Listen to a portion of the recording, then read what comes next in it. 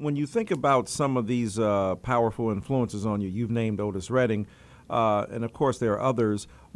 Tell us the experience of being a white guy singing music that is perceived to be, at least in part, black rooted and deeply entrenched in soul culture. We know that if you're a fan of country, as you say, obviously, Brother Williams, Hank Williams, George Jones, the Possum, Waylon Jennings, and along with Patsy Cline and so on and so forth. These folk, along with blues musicians, Lightning Hopkins and Howlin' Wolf and the like, shared more in common than racial animosity allowed us to admit. So tell us how a white guy does music that is deeply entrenched in black culture. Well, being from the South, I hate to say I've seen, a lot of that down South, the separation between the two.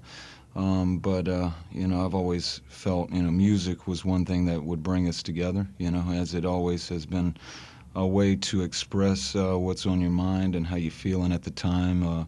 I never really looked at it as though a white guy singing this music or whatever. I heard it. It felt great. I would listen to Aretha Franklin, and I would just be moved and inspired by her, Otis Redding, all those Memphis greats, Al Green, and Sam and Dave, and just would want to sing it. I couldn't help it. I just had to get a hold of it. I felt the tension down there, and I just felt like that was one way for me, at least, to try to break the mold.